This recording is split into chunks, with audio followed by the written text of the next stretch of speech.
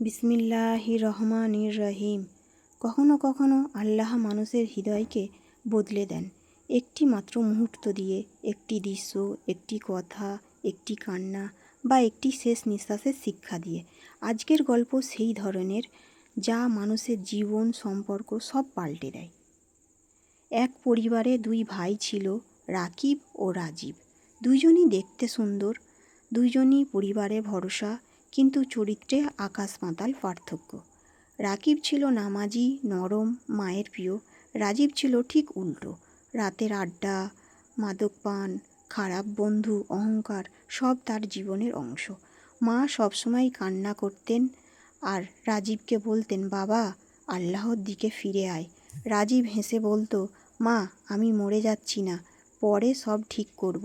এই ছিল তার সবচেয়ে বড় ভুল। এক রাতে রাজীব তার বন্ধুদের সঙ্গে মোটর বাইকে ঘুরছিল। মিউজিক, হাসাহাসি সব চলছিল। হঠাৎ রাস্তার মাঝখানে একটি ট্রাক। এক সেকেন্ডের ভুল, এক মুহূর্তে ধাক্কা, সব কিছু শেষ। রাজীবের বন্ধু বেঁচে গেল, কিন্তু রাজীব রক্তে ভিজে রাস্তায় পড়েছিল।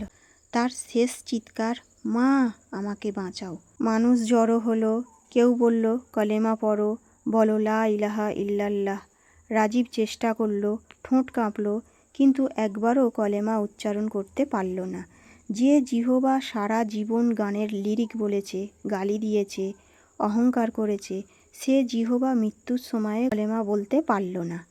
শেষ নিঃশ্বাস নিতে নিতে কাতর স্বরে শুধু বলল, মা, মা, এবং শেষ নিঃশ্বাসে চলে গেল। খবর শুনে মা দৌড়ে এসে অজ্ঞান হয়ে গেলেন। রাকিব তার ভাইয়ের নিথর দেহ বুকে নিয়ে কাঁদতে লাগলো।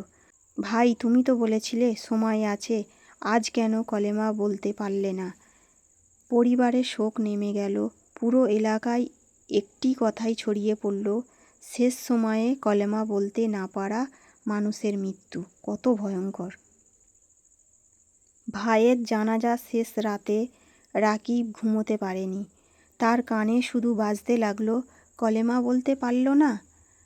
রাকিব সেজদায় পড়ে কাঁদতে লাগলো, হে আল্লাহ, আমাকে এমন মৃত্যু দিও না যেটা আমার ভাই পেল। আমি তোমার স্মৃতিতে থাকতে চাই। সেদিন থেকেই রাকিব মানুষের কাছে যেতে লাগলো, প্রতিটি যুবককে বলতো, যে পথে আমার ভাই হারিয়েছে ওই পথ ছেড়ে দাও। শেষ নিঃশ্বাসে কেউ নিজেকে বাঁচাতে পারে না, সেদিন শুধু আল্লাহই বাঁচাতে পারেন। রাকিব এলাকায় তালিম শুরু করলো, অসংখ্য যুবক তার কথা শুনে পরিবর্তন হলো। রাজীবের মৃত্যু মানুষের হৃদায়তের আলো হয়ে উঠল। শেষ নিঃশ্বাস কখন আসবে কেউ জানে না। আজ আপনি যে পথে আছেন সেটাই হবে আপনার মৃত্যুর পথ। জিহবা মৃত্যুর সময় সেই শব্দ বলবে যা সে সারা জীবন উচ্চারণে অভ্যস্ত ছিল। তাই আজ থেকেই কলিমা, জিকির, কোরআন বেশি বলুন। একটি গুনাহের জীবন পুরো শেষকে ধ্বংস করে দিতে পারে, একটি সৎ জীবন পুরো আখেরাতকে সুন্দর করে দিতে পারে। আজ বদলে যাও, কারণ মৃত্যু কারো জন্য অপেক্ষা করে না। যদি এই গল্পটি আপনার হৃদয়ে দাগ কাটে, তাহলে অনুগ্রহ করে লাইক করুন, শেয়ার করে অন্যদের হেদায়েতের পথে ডাকুন, কমেন্টে লিখুন আল্লাহ তৌফিক দিন এবং সাবস্ক্রাইব করুন। ইনশাআল্লাহ আরও শক্তিশালী, চোখে জল আনা, হৃদয় কাঁপানো ইসলামিক কাহিনী নিয়ে আবার আসবো। আল্লাহ হাফেজ।